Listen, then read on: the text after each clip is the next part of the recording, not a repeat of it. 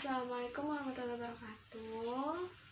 Senang sekali saya bisa mengajar di kelas ini.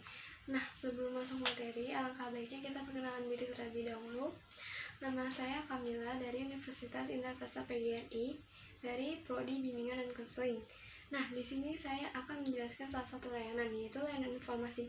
Jadi, apa sih layanan informasi? Nah, layanan informasi itu adalah suatu kegiatan atau usaha untuk membekali siswa tentang berbagai macam pengetahuan supaya mereka mampu mengambil keputusan secara tepat dalam kehidupannya. Nah, tujuan layanan informasi itu apa aja sih? Nah, tujuannya itu supaya siswa memperoleh informasi yang relevan dalam rangka memilih dan mengambil keputusan secara tepat guna pencapaian perkembangan diri secara optimal. Nah, di sini saya akan ilustrasikan sesuatu untuk topik yang akan kita bahas.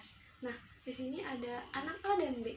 Nah, di sini tuh sebelum UN si anak A itu rajin belajar, terus sering mengerjakan materi soal, terus menggunakan waktu luang dengan sebaik-baiknya, terus rajin beribadah juga. Nah, kemudian si anak B ini berbanding terbalik dengan si anak A.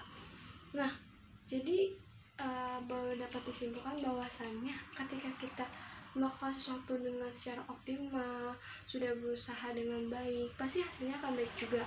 Nah, jadi manfaat dari ilustrasi tersebut bahwasanya suatu proses itu nggak bakal mengkhianati hasilnya.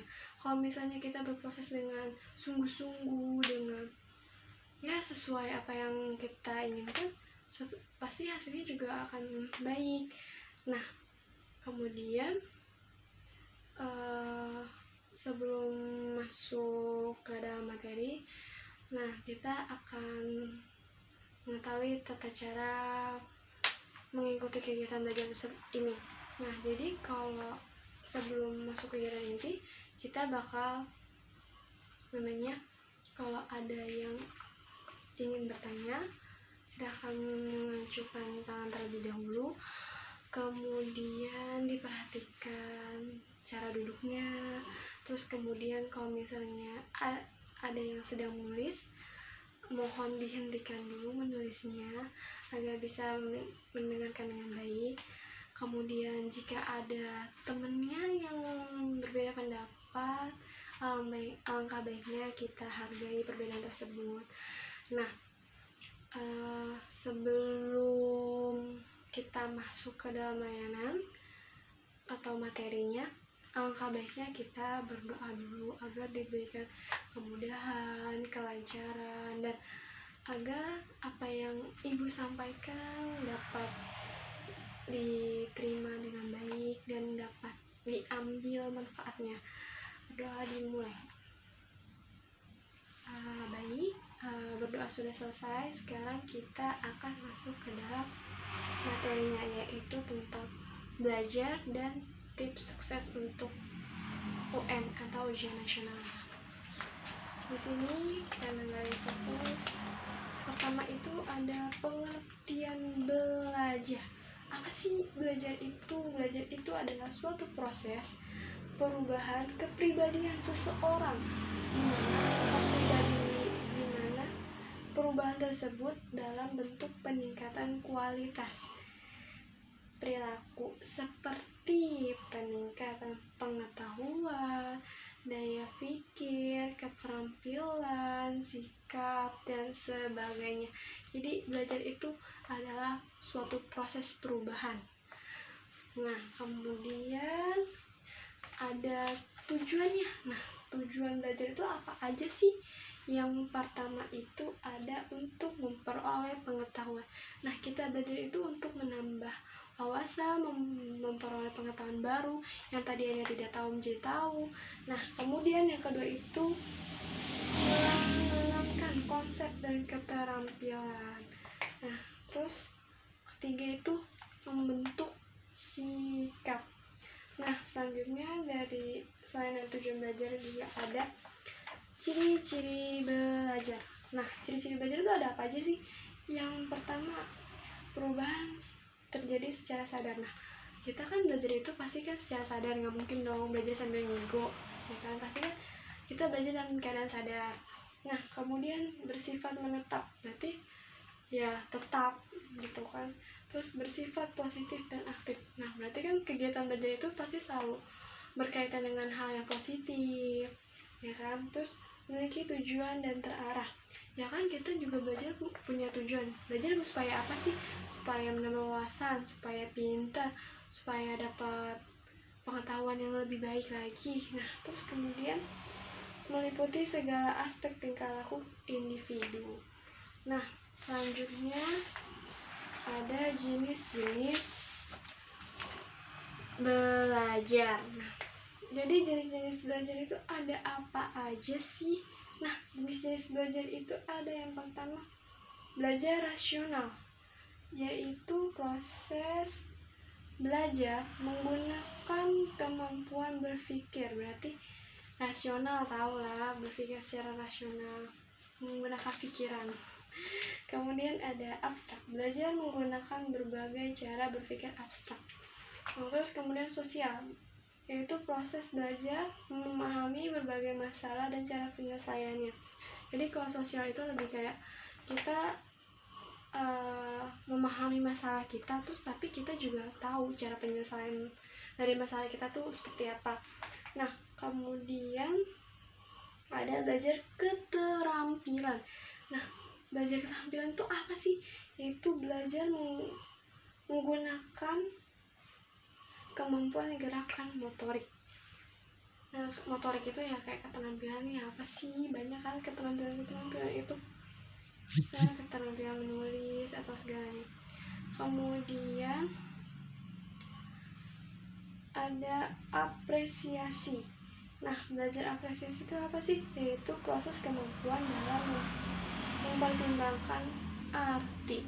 Nah selain jenis-jenis belajar di sini yang saya sebutkan tadi, ada lagi kok jenis-jenis belajar lainnya, cuman saya nggak jelasin di sini. Nah nanti lengkapnya bisa kita cari di internet atau mungkin di lain waktu. Kemudian nah kita masuk ke intinya, itu tips sukses ujian nasional atau UN. Nah tipsnya tuh apa aja sih?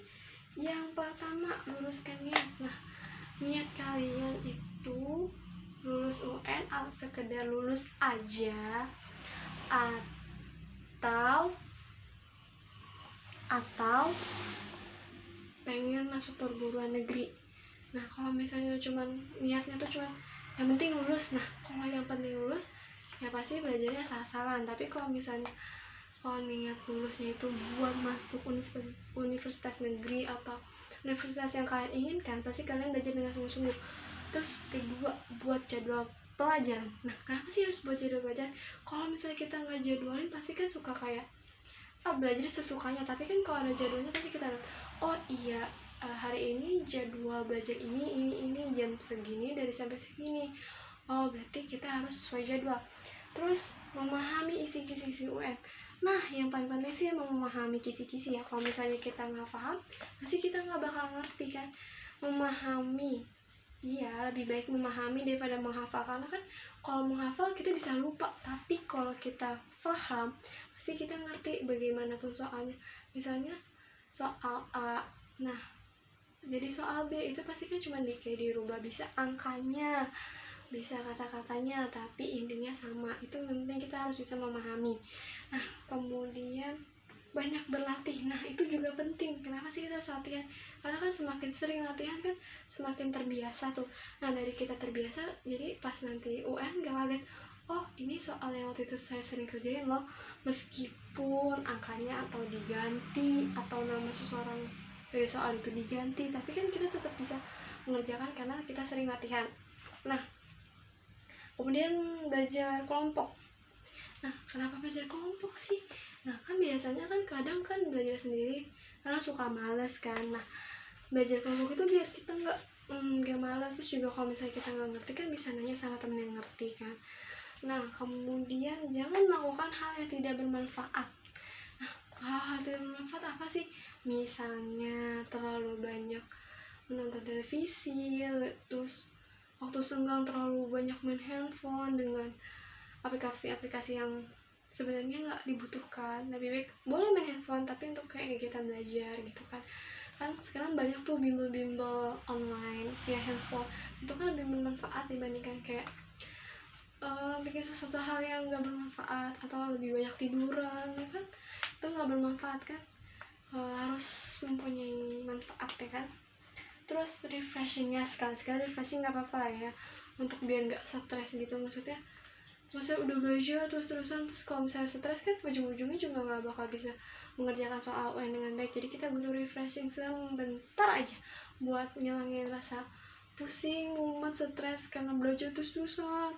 Kalau mau UN kan pasti ada ujian, ada tryout, terus belum lagi PM, pendalaman materi, terus belum lagi kalau misalnya orang tua nyuruh ayo belajar, padahal di sekolah udah belajar kan pasti pusing juga kan. Nah kita harus ada refreshingnya sedikit. Terus menjaga kesehatan, nah itu sih yang paling penting, menjaga kesehatan.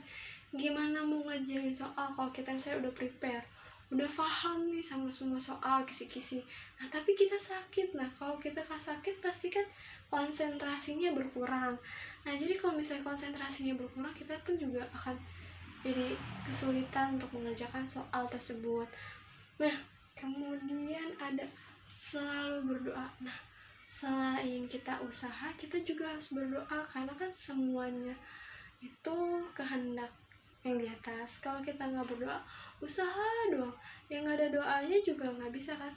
Yang penting itu usahanya ada, doanya pun ada, seimbang. Kalau misalnya nggak seimbang, cuma doa doang nggak ada usahanya, gimana caranya ya kan ngerjain soalnya. Nah tapi kalau misalnya kita usaha doang nggak ada doanya, ya gimana Allah mau ngabulin ya kan. Terus berusaha dan tawakal, ya iya sih harus berusaha, tawakal juga. Yang penting kan kalian tuh udah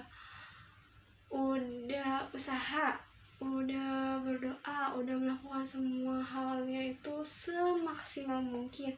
Nah tapi sih yang paling penting juga biasanya sebelum kita berangkat sekolah atau UN tuh, lebih tepatnya pamitan dulu sama orang tua, minta doanya.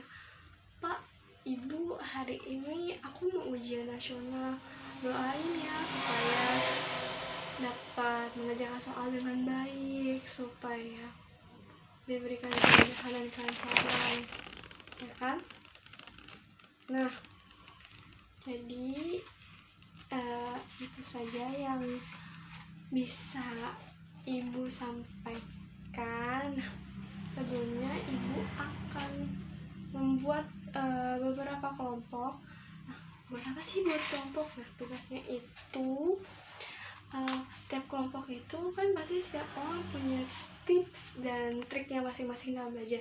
Jadi setiap kelompok itu menuliskan tips-tips apa aja sih yang buat dirinya sukses buat UN selain yang tadi ini. Nah kalian kan pasti setiap orang punya kebiasaan yang berbeda, punya pemikiran yang berbeda, jadi pasti tipsnya beda-beda. Nanti ketika kalian udah didiskusikan sama teman sekelompok kalian tentang tips sukses UN ini, nanti kalian presentasikan di depan ya.